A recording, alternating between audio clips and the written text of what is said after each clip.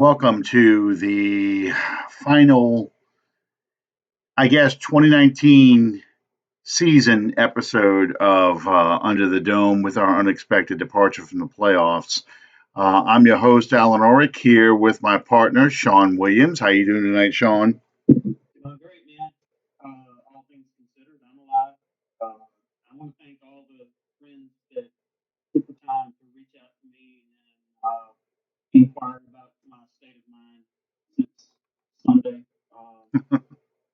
Suffice it to say, yes, I'm stable, and despite what a lot of people think, the sun still came up Monday morning.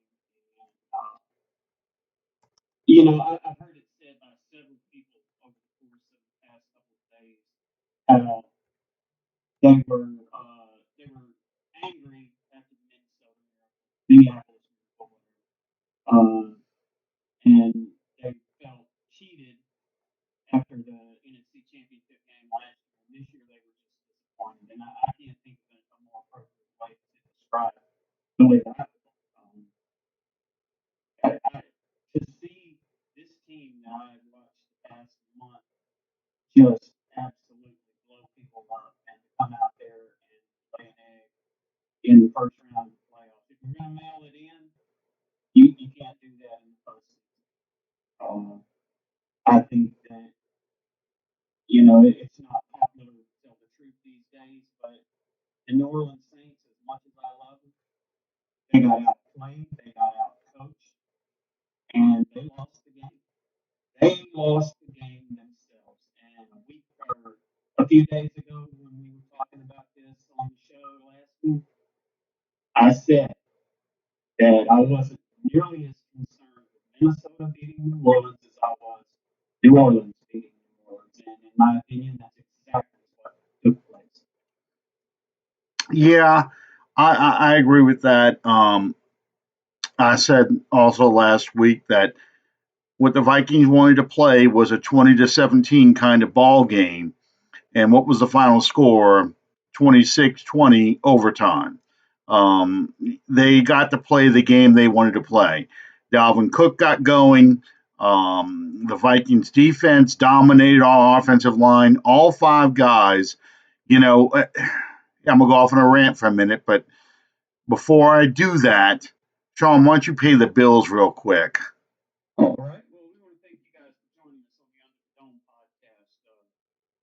We invite you to subscribe to our show on iTunes and on YouTube, and follow us on our Facebook page, the Under the Dome podcast, and you can follow us on Twitter. We'll give out that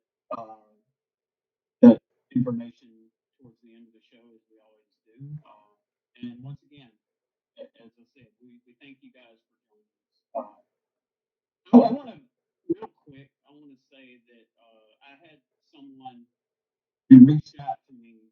I wear Alan does the good, bad, and the ugly, and I generally leave that to him. I covered this team for several years for Pro Football Spot, and I just I didn't want to be the writer, but I felt compelled after that game Sunday to say my piece basically, and I had someone that reached out to me on social media, and he told me how much he appreciated what it is that we do on Under the Dome, and he even made it a point to tell me that he doesn't pay that much attention to WWL anymore. He just listens to us, and Wow. yeah, that's like the ultimate compliment. We don't have any hidden agenda that we have to serve. The only people that we serve are you guys. And if we can address something and break it down into terms that everyone can understand, then we've done our jobs. And we just appreciate very much all the people that continue to support us now, 3.5 years in. You guys mean the world to us, and you are what we do this for. So thank you very much. Well, guys, I appreciate hearing that too. I mean, if you want me to start rambling like Bobby Abe and ask tell a story instead of in a form of a question. So the guest goes, uh, yeah. Or just keep repeating the same phrases over and over again, like, what have you done for me lately? I can do Bobby Abe all day long. No, we both appreciate the compliments because we're just two fans that happen to have a little forum, kind of ramble on about our opinions. But what I was getting ready to say after the game, I was aggravated enough. Two things. Number one, and my wife said this probably the best.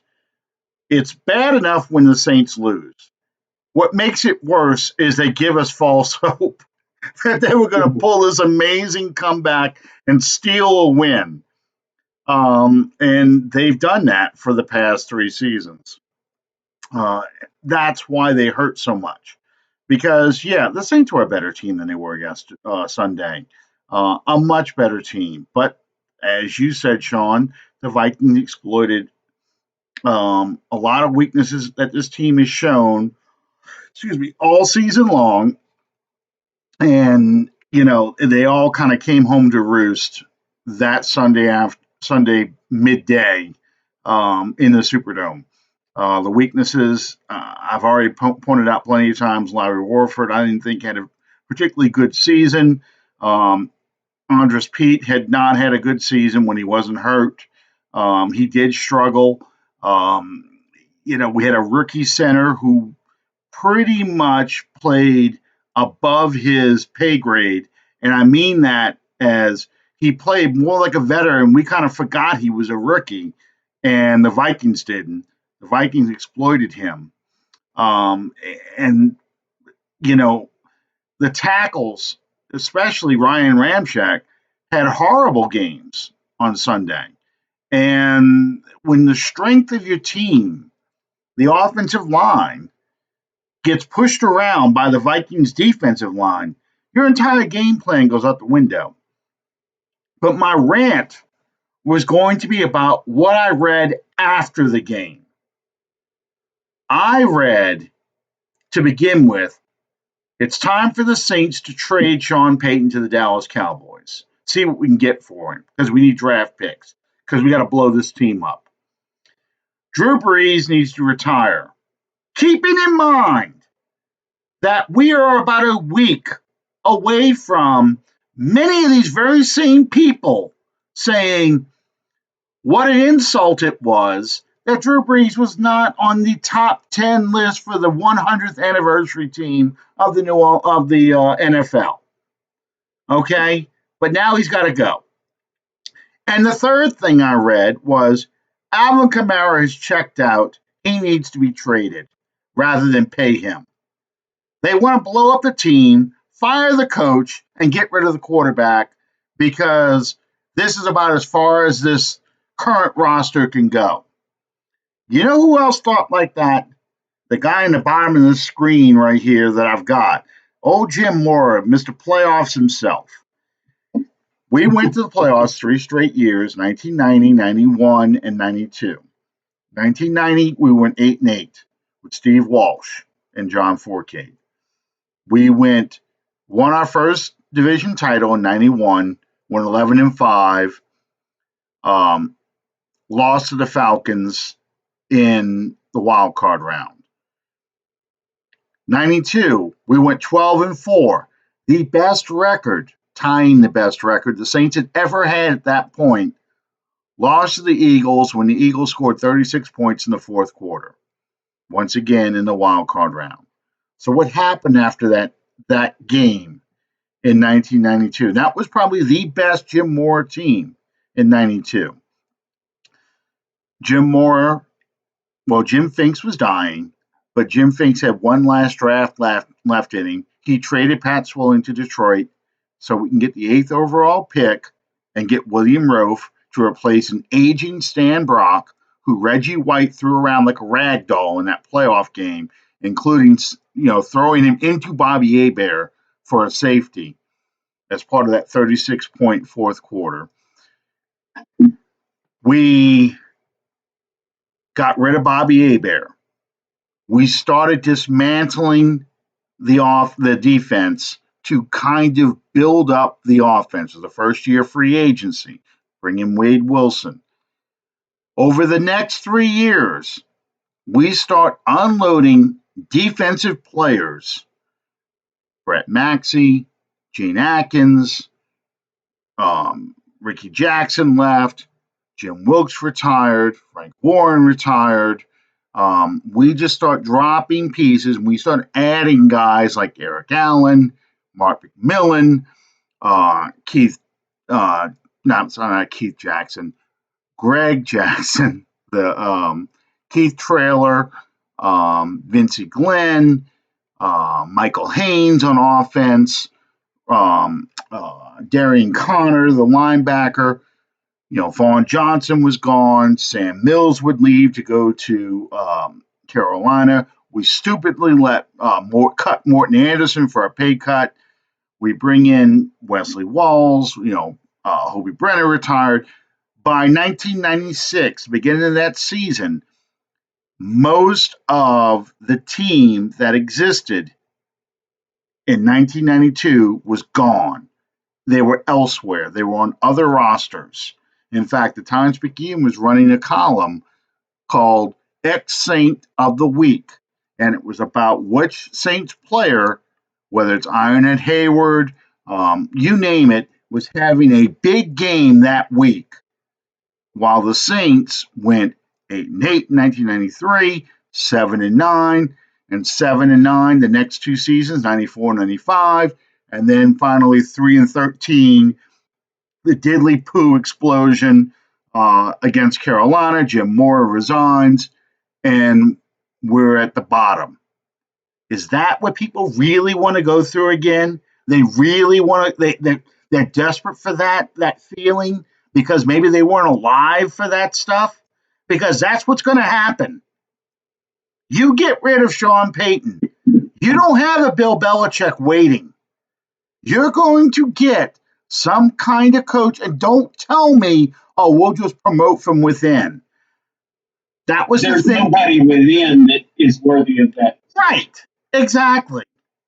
Don't fool yourself into thinking Pete Carmichael can just do everything Sean Payton does. That's delusional. That's insane. It really is. You're going to get a coach like a Josh McDaniels or Jason Garrett or something like that to replace Sean Payton if Payton is gone. That's insane. You get rid of Drew Brees. This entire offense is structured around Drew Brees. Teddy won 5 games. Yay.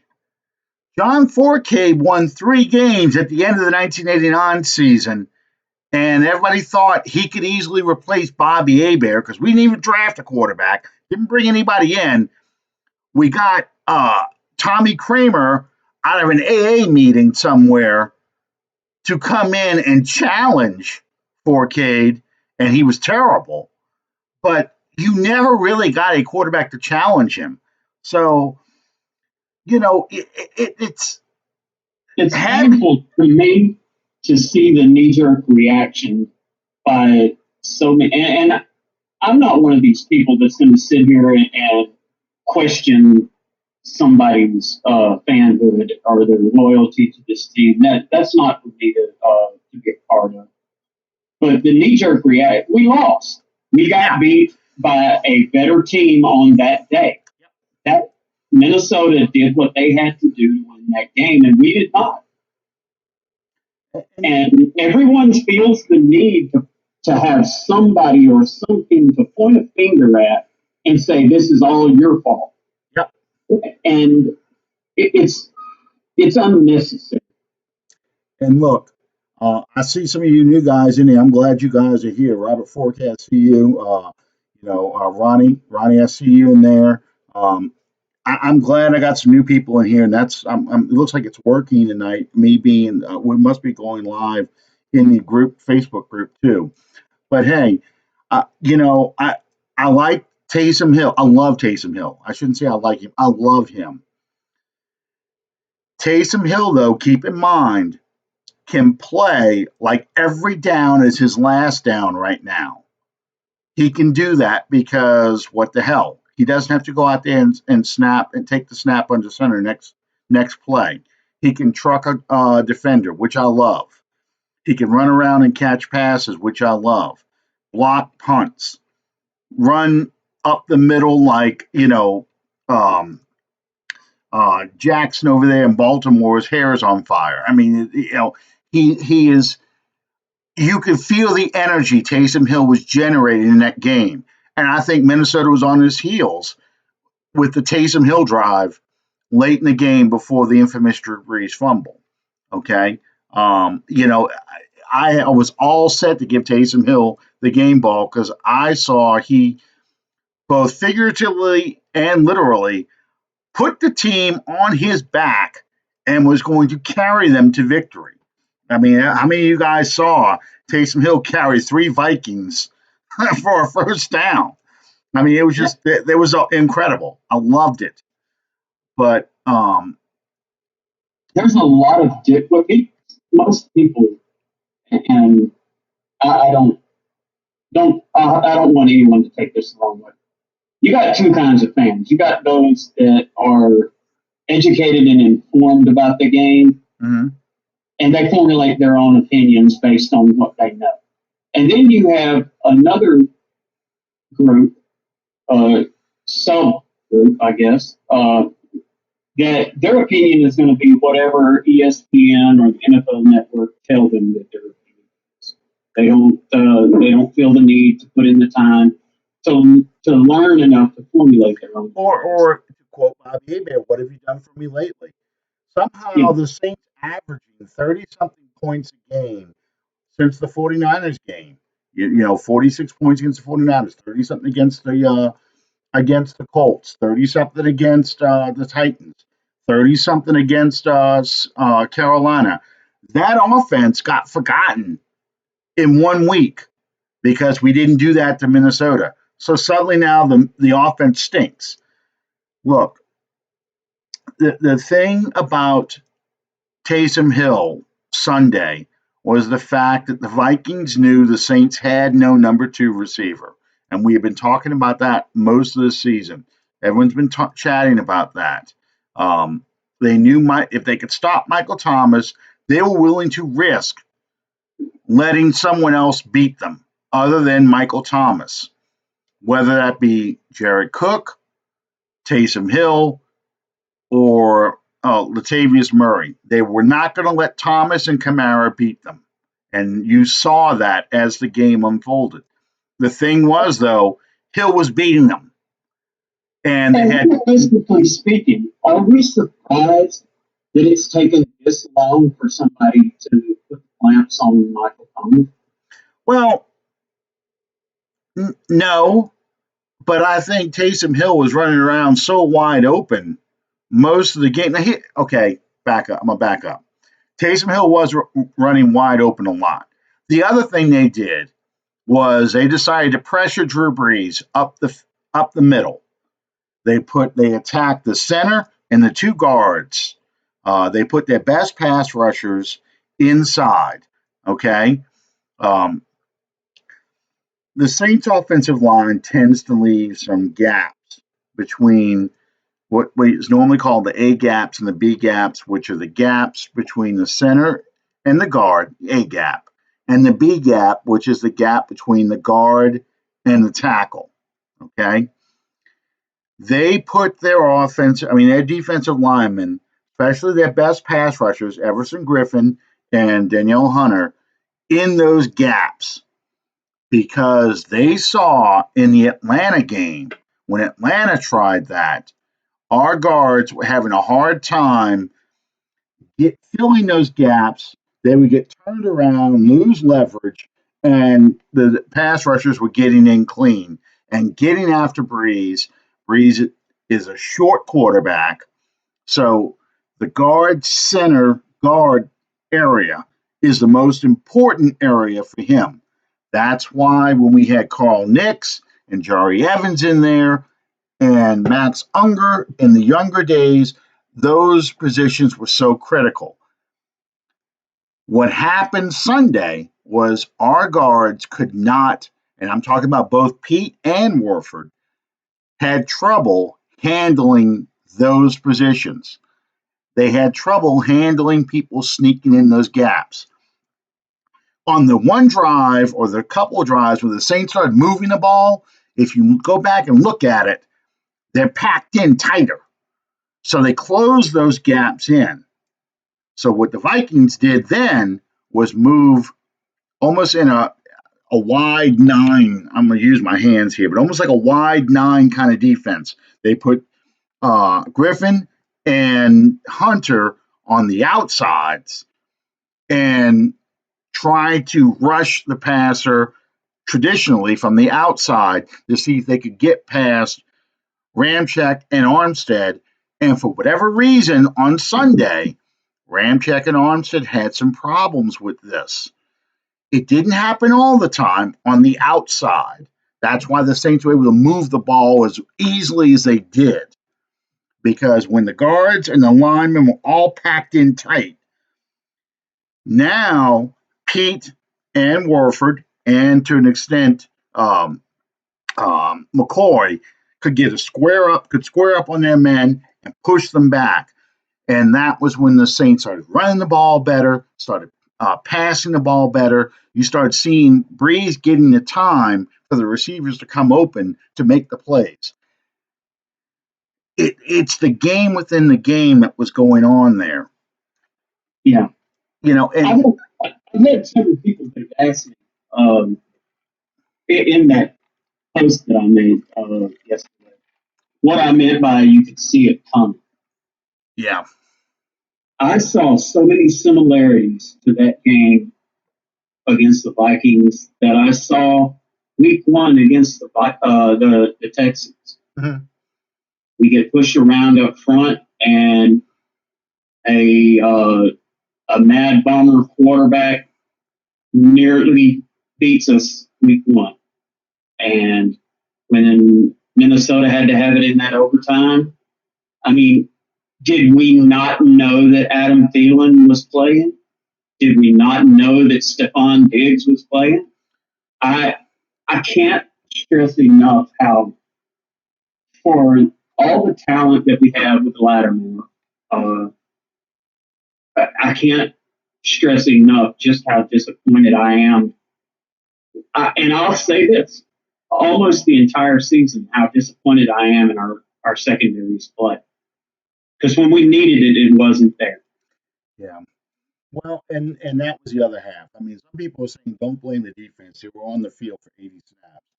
And I'm going to go into that too. But the stars did not come out to play. But Mario Davis, the stars did not come out to play on defense. Lattimore did not have a good game. Lattimore, in fact, got yelled at by both Sean Payton and Aaron Glenn for the big catch that Thielen got late in the game. Not the overtime one, but late in the. I think it was. He wasn't in on the overtime. No, he got in a mild concussion. They had taken him out. He was out of the medical tent, but they weren't going to put him back in yet. That's why P.J. Williams was out there, and also Patrick Robertson. But yeah, he got hit by his own man. He didn't. It wasn't a hit by a Vikings player. I think he and Marcus Williams. I think Marcus Williams hit him in the head, side of the head with a knee. But anyway, he also rolled his ankle. Yeah. On that last play. But he did not have a great game playing that shutdown corner that he needed to play. Losing Kiko Alonso to a torn ACL hurt. Yes. Playing as many snaps as he did, you saw, because when we had the 8-man rotation on the defensive line, you saw Onyemata, Trey Hendrickson, even Malcolm Brown kind of wear down a bit. The pass rush was not there. They could not push the Vikings defensive line back enough, especially late in the game. That's where I felt we were really missing Davenport and Rankins, because we needed the fresh pass rushers late. But at the same time, there's no reason our defense should have been out there for nearly 80 snaps. Our offense should have been out there for nearly 80 snaps, not our defense. So if the defense is out there for fewer snaps, um, we do not we don't have the problem with the lack of pass rushers or whatever because they're fresher. But Yeah. That's because what was the other thing I had said? If they got Dalvin Cook going, we were going to be in trouble. And they did. They got Dalvin Cook going. And because they were dominating our offensive line, we kept punting. We were the ones on the wrong side of the time for possession. All right. So, And I just want to address one more thing. Everybody that wants to, pardon the expression, bitch and cry about the no PI call at the end of the game, I want you to put yourself in third person and put this into perspective. Had that call have been made, and they would have called, crap, I can't remember the tight end's name. Was it Rudolph? I forgot. I don't remember who it was. Rudolph. Yeah. Yeah, it was Rudolph. Okay. If they called that, do you realize what the narrative would have been? Well, it was a makeup call for a year ago. Yeah. Whether it was the right call or not, that's what everybody would be talking about. Mm-hmm. They got even with the Saints for what happened last year. And I don't want it that way. I don't want to be a part of any kind. That's why I was glad, as awful as it sounds, I was glad that we played the game. It was a relatively clean game. We just got beat. I didn't like the fact that we lost the game at all. Mm-hmm. But it didn't come down to a Minneapolis miracle. It didn't come down to a call that wasn't made. We just got beat. So let that crap go. Well, there was two turning points in this game. Okay. Both of them went against the Saints, and both of them involved the turnovers. I know Lutz missing that field goal at the end of the first half. That would have been the difference in the game. I get that. I totally get that. Okay. And how do you get mad at somebody that has delivered so many clutch kicks so many times? And that's where I was going with this. That's also early enough in the game. It's like people still being pissed off at Dan Arnold for dropping that touchdown pass in the NFC Championship game last year. That doesn't piss me off. I mean, it disappoints me, but it doesn't piss me off because that's the first drive of the game. You got a whole game to play. There's so many more things that can happen in that. The no call happens within 2 minutes of the game, which should have been the final possession of the game, where you're going to kick the game winner. Okay? That's different. But when it happens in the first quarter or the end of the first half, that doesn't get me. What got me, though, and this is why I call this one of the turning points in the game, it's 10-6. Saints get the ball. It's just before the 2-minute warning. Instead of letting the clock expire and go to 2-minute warning, talk about this play on the sideline, they rush a play out there because they see a defense and a matchup they like. Okay? They've looked at it on film all week. This is the defense we want. If we run this play against this defense, we're going to hit a big one. I get the thinking, okay? I totally get it. But what happened was the Vikings didn't respond the way the Saints thought they would based on film study. So instead of Tengen being one-on-one with a safety, he is bracketed perfectly. Brees, because he's only 6 feet tall, does not see that play the way he's supposed to because, once again, our offensive line isn't giving him that clean pocket. He's got a clean enough pocket to make the throw. I know as soon as he let that ball go and he saw that safety swinging back over, He went, shit. He said it's going to get picked off. I know it will because he's not staying. He's not jumping in the underneath route that I expected him to prevent a first down. He's going after the shot play that we thought we could get, and that gets picked off. The Vikings convert that to 7 points. That's a turning point because instead of perhaps being up 17-6 at halftime and making the Vikings reassess what they're doing at their game plan, they've got a 13-10 lead going into halftime. Deontay Harris, in his brilliance on Sunday, gave us a shot to tie the game up. I look at that like Lanyard, okay? I look at that like, hey, I didn't even expect us to be able to kick a field goal to tie the game, you know.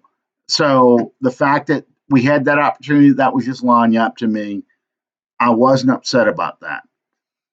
The second turning point in this game was the critical one. This was the backbreaker. This is why we lost. It's the Drew Brees fumble. Okay, if you watch what happened, I have the picture up on the screen, but if you watch what happened on that play, once again, Danielle Hunter slides in the B gap between Warford and our all pro Ramczyk. As soon as that ball snapped, he shoots that gap. Warford doesn't even block him. Ramczyk tries to, but he's also watching the edge because they've got a cornerback or a safety. It might be a linebacker. I'm sorry, a linebacker on the edge. He's thinking he might have to block him. That linebacker drops back just as Hunter shoots. So he has less than a split second to make a decision. He's in a bad place. Hunter shoots that gap, and he's on top of Brees before Brees has a chance to set up. If you look at the back end of that play, receivers are running wide open because they sold out for this thing. This was going to be a make or break play. They either make it or this is going to break the Vikings. Well, we got so much penetration on that play. Brees didn't stand a chance. Brees foolishly leaves the ball outside because he thinks he can push away and get by himself an extra second. He keeps the ball outside and they strip it from him. And nobody's there to help recover it. Vikings get the ball and really kills all the Saints' momentum. Pretty much, if we don't get that field goal at that last possession, they pretty much have the game won. But if that play works the way it's supposed to, and we make all of our blocks, we're up 24-20 because that's a touchdown. That's an easy touchdown. But that's what happens in these games. He took a guess. They took a gamble. They saw something they liked on our offense. They shot the gap. We missed the block. They make that play. They get the turnover. We lose. That's a 7-point swing right there. So that's how I saw the game. Those two plays were critical to determine the outcome of the game. I completely agree. And obviously, for me, the most major of the two would be the Brees fumble. And more than anything, as you alluded to, it killed any momentum that we had. And we just we did manage to tie it up and send it into overtime. But in a sudden death type situation, you run that risk. That's a gamble. Because if you don't hold up, if you lose the coin toss and you run the risk of never getting a hold of the ball. I don't necessarily. That's the one thing in this world that I agree with Deion Sanders on. I don't really like the way that the overtime is. I think that it would be much better if both teams were allowed the opportunity to have the ball. In the playoffs, yes. Not in the Yes. regular Well, season. In the playoffs, yes. Because you saw that with Buffalo and the Titans. Both teams had an opportunity with the ball. Um, it's not because of this game. I can say this for a lot of games in the playoffs. It shouldn't come to a coin flip. Both teams should have an opportunity to get the ball, and even a touchdown doesn't win it in that possession.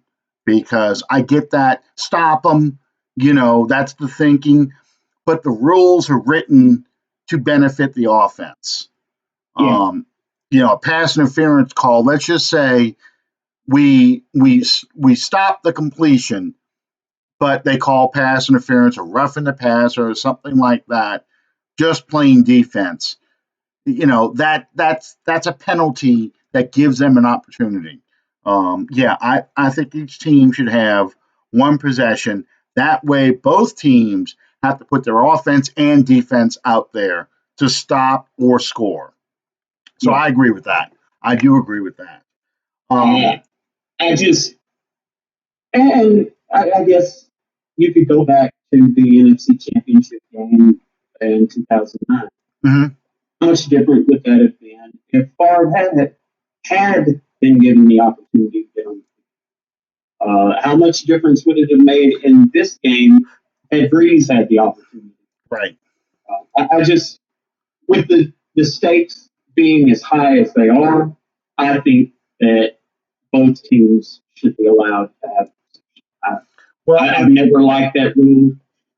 Obviously, I liked it more when we benefited from it 10 years ago, but yeah, no, I get that, and I totally agree with that. That was the way the rules were, and that's the way your strategy is shaped accordingly. I, Um, you might as teams I might. alluded to in my post the other day, the irony of looking at those two games 10 years apart. You force an overtime and uh, an aging quarterback that is perhaps playing for his last opportunity to go to a championship game, and he doesn't get to see the field in overtime, and his team loses. And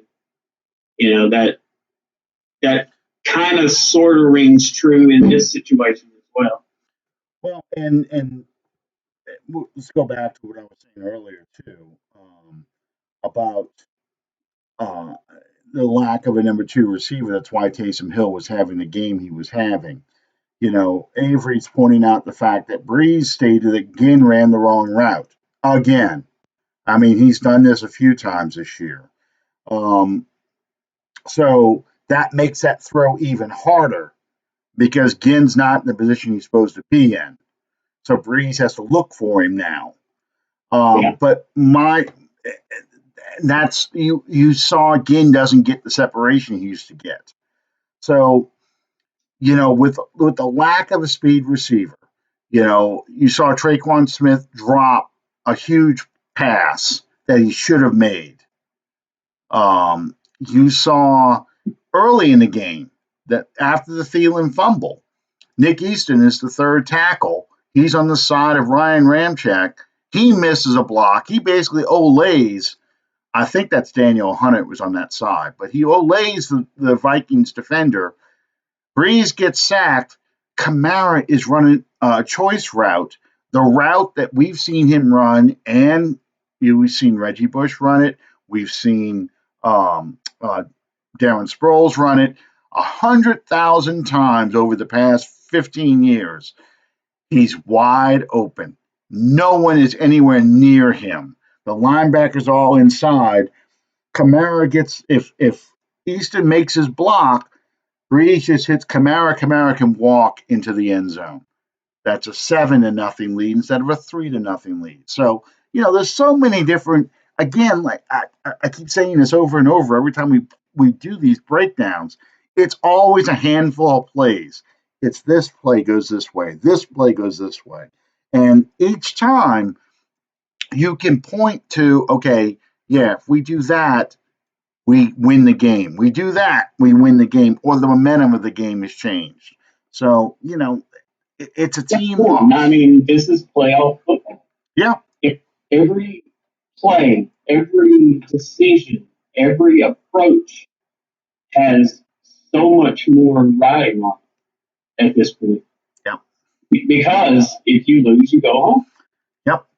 And hell, Taysom Hill, once again, he runs the fake punt, which I knew was coming, but he runs the fake punt, gets it, but Josh Hill, false start. We have to settle for a field goal because we took the 10-second runoff rather than use a timeout because Alvin Kamara gets busted for a false start on that last field goal to the game. If we don't burn a timeout earlier, we have 2 timeouts. We can possibly get in a position to score a touchdown and win the game in regulation instead of kicking the tying field goal. So again, a handful of plays. You can steal a win with a handful of plays. It goes one way or the other. It's just that's why I think this was frustrating for so many people. Let me ask you something, Sean, real quick. Okay. Because it's the most recent playoff loss, a lot of people say this one hurts the most. Ranking the playoff losses, and we can start with 2010 because I don't know if you want to throw in 2006. Starting with 2010 with Beast Mode, ranking those losses, which one still hurts the most for you, and which one hurts the least? As far as the most, that would be a toss-up between the Beast Mode because it was on my birthday. Yeah. And that's the one in San Francisco. But in a different kind of way, this one ranks pretty high. I'm not angry as some folks are. I'm disappointed because the potential was there for this team, and for lack of a better way of putting it, all season long, we saw them all over the page, flirting with disaster way too often. And the pessimist inside of you sees that during the season and thinks, well, and that doesn't look good for postseason because you see the Atlanta game, for example, the first Atlanta game. 7-2 versus the 2-7. It's floundering. And they come out and just absolutely whip your ass in your house. That's alarming. And on paper, there is absolutely no reason whatsoever that the Saints should have lost to Minnesota. In some respects, I kind of got the sense early on in this game that the Saints were flat, almost as if they were mailing it in. Yeah. They weren't prepared to play when it mattered the most. And that's discouraging and very disappointing. I don't know. I don't know if they weren't prepared to play. Rather, they weren't focused on winning. They almost looked like they were. This was just a formality. It's on to Green Bay. Yeah, that's how they struck me out there. And as this game unfolded, it's like they kept waiting for something to happen. And boy, I got to tell you, if the refs are going to blow a call, I really wanted them to blow that fumble call. I really did. Just not enough evidence to show his knee was down before the ball was coming out. We're going to go ahead and rule that a touchdown because I know it was clear he was down. The ball's firmly in his grasp, but I just really wanted him to blow that call because. But it's like they were waiting for something like that to happen to go, okay, now, see, we were going to win this game. We just played kind of sloppy. We were going to win this game. But as this game got later and later, it seemed like they started realizing, hey, we're about to lose this. And then they finally started playing like a good team, but it was too little too late. and they made mistakes. So, Yeah. that's how it struck me. All season long, I'll use the example of Marshawn Lattimore. You see an interview with him just a couple, I guess it was right after the loss to the Rams, and him making the comment that he needed to be more focused. Mhm. And you get the sense that in a lot of ways, these guys were like content with being in a position where whenever they wanted to, they could flip the switch and Yeah. make it happen. Yep. And that's a recipe for disaster because you Exactly. wind up in the position that you were in Sunday. And just like you said, when you are able to flip the switch, it's at a point where it doesn't even matter. Right. And the game is still in reach, so I give them credit for that. But it's just the whole first half, you can't play a half like that. I mean, No, really, outside of the hill drive in the first half, the 50-yard pass, trucking the throwing the block, running for the first down, all that stuff that he did on the touchdown, the one touchdown they scored, they did nothing that first half. They really didn't. So you can't play that kind of game. We were lucky to only be down by 3 points. yeah, and there again, a lot of similarities to that game uh, with the Vikings just a couple of years ago, where they pulled the miracle. Yeah. In the first half, the Saints didn't show up at all. Well, and that's why I'm gonna go with this. Okay, so for me, obviously the 2018 one is way up there because you're literally minutes away from going to the Super Bowl. And that call happens. You get the call that you're supposed to get. You probably run that clock down to a good 20 seconds, if not less. Kick the field goal, and now they got to go the length of the field to get into field goal range just to tie, and with no timeouts. And I don't think they do it. So you're going to go to the Super Bowl for sure. So that one hurts a lot. Yeah.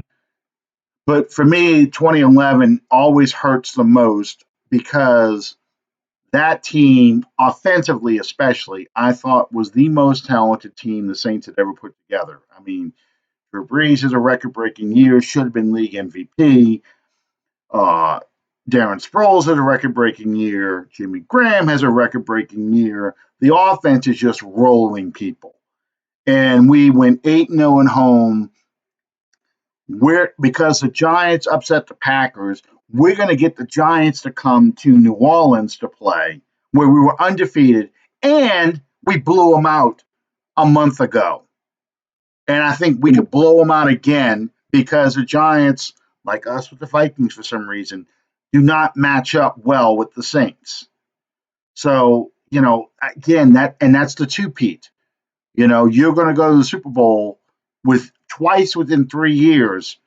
The entire narrative of Drew Brees' career and the way Sean Payton is viewed is flipped on its head because you've gone to the Super Bowl twice in 3 years and probably win twice in 3 years. So that one will always haunt me because it's the ultimate what if. If these things happen, if we don't turn the ball over 5 times, and that was the other thing, we turn the ball over 5 times, and yet we take the lead twice in the final 4 minutes of the game. That game, if Roman Harper, again, what if Roman Harper reacts a half a second or a second quicker, he gets the interception or at least knocks the ball down right there. We probably win that game in San Francisco. Kill a ghost has been haunting us for a long time. I mean, there's just so many things, and Bountygate happens the following year, the last year. Now the team is old. It just everything changes because of that year, and that's why that one hurts the most. With the 2018 one right behind it, Yeah. beast mode. I was more embarrassed by beast mode than anything else, and that's what bugged me about that game. I mean, the Saints team, that team wasn't going to win another championship. It was tired. It was injured. We had injuries all year long. It sucks that becomes the highlight, Well, because here's the Minneapolis Miracle. yeah, yeah, I'm one of those people, one of those few people.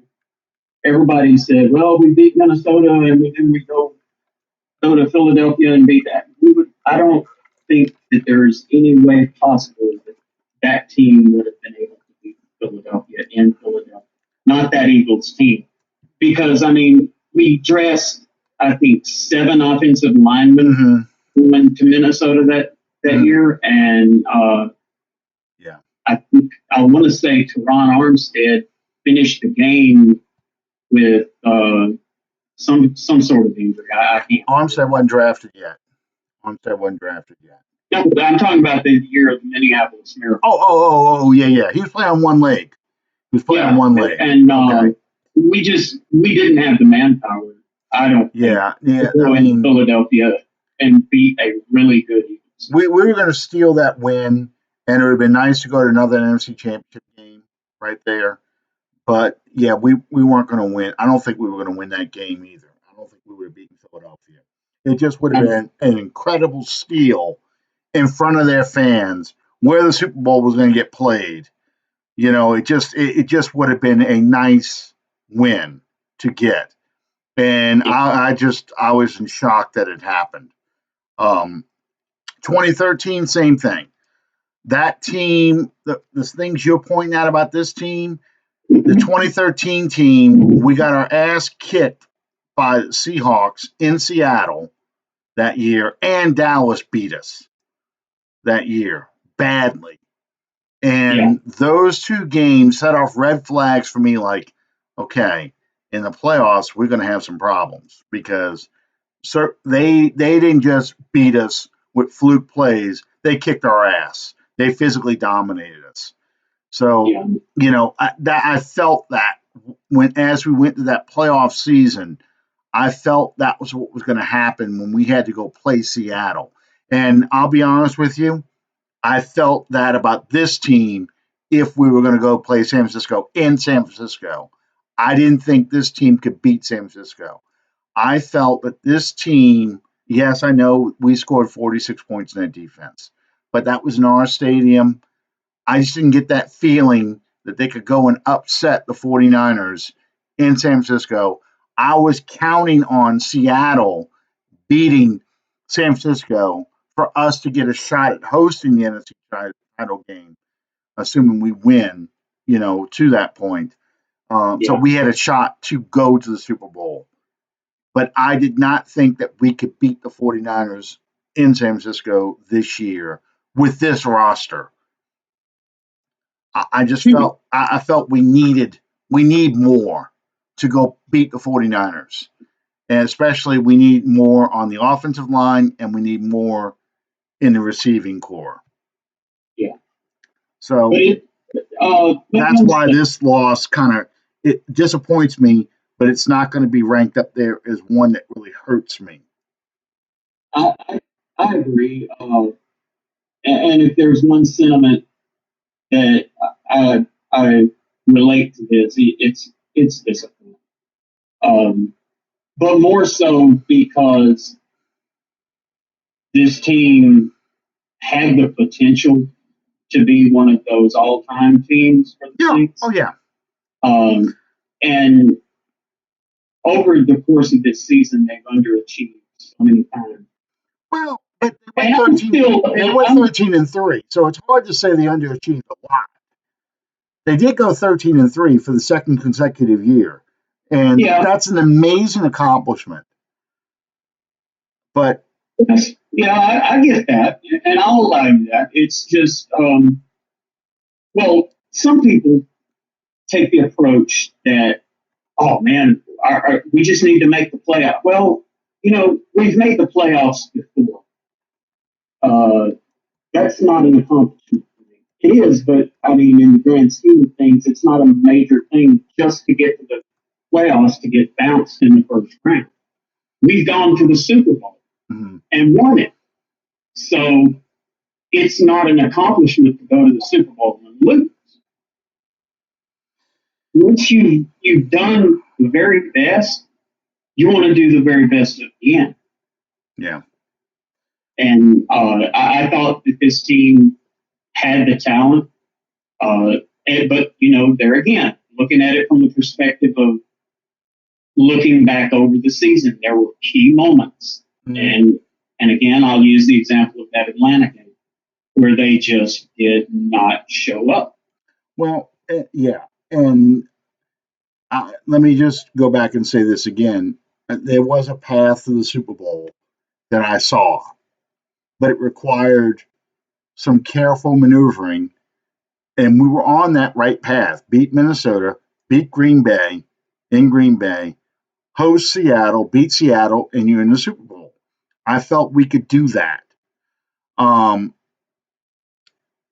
but we didn't get that opportunity.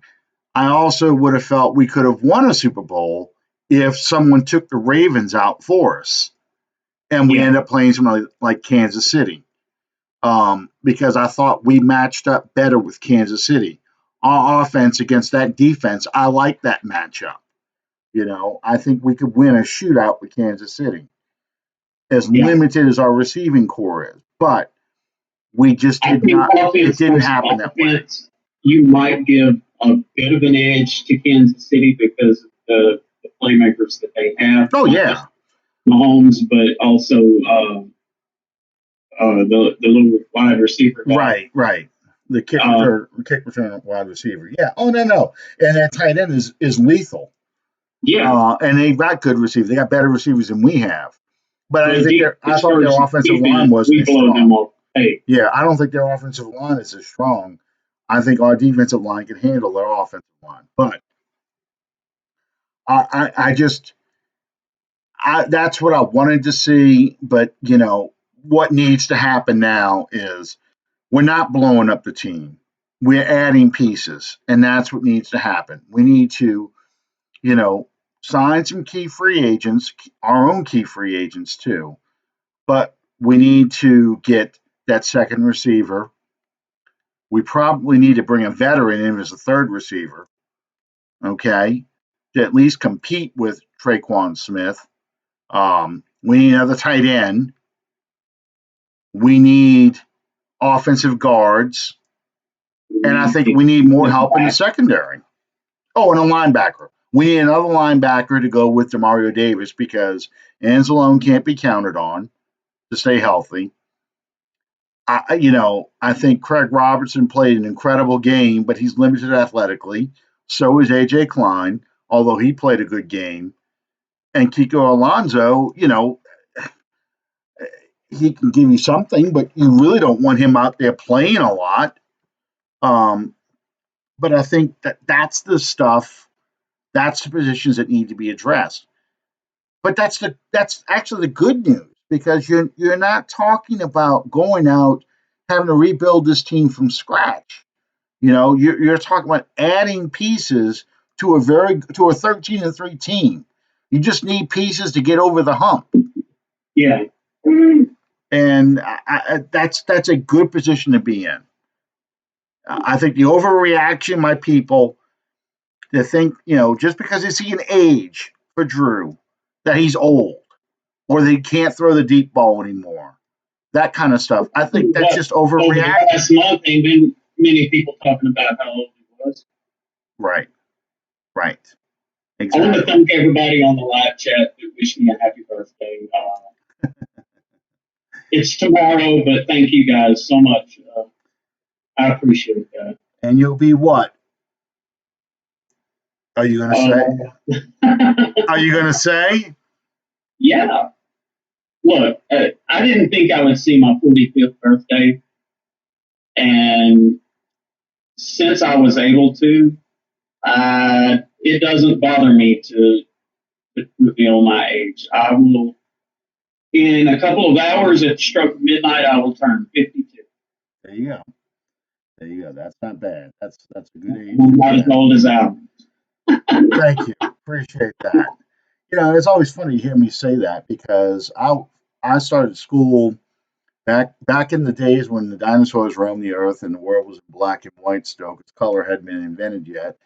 They used to let kids go to school as long as your birthday was within that calendar year. You could start first grade if you were going to turn 6 at some point that year. Well, my birthday's in December, so and near the end of December, I I was 5 years old when I started kindergarten, and I was 16, turning 17 when I graduated high school. I was 17 my whole first semester of college. So, yeah, I'm used to being the young one, the little kid. The guy who didn't even get to drive to school until he was a senior in high school. Um, so, and all my friends got to drive when they were sophomores. So it's a different feeling getting reminded now that I'm one of the old people. Just a I would rather be referred to as the old one than the one that didn't get to be the old That's right. That is very one. I true. want to thank everyone for joining us tonight. It's time for me to make donuts. Yes, So it is. uh, we invite you guys to subscribe to our show on iTunes and on YouTube and follow us on Facebook on the Under the Dome podcast. You can follow us on Twitter at Drew's Dad 3721 is me and at 79 Saints is my esteemed colleague, Mr. Alan Ulrich. And again, thank you guys so much for sticking with us. And guys, I saw some of the things you were putting down, Calvin. Yeah, we're gonna talk about some of the receivers. Obviously, they're gonna be in the draft and possible free agents. We're gonna do those in the upcoming shows. I'll have special shows where we address positions that need to be filled.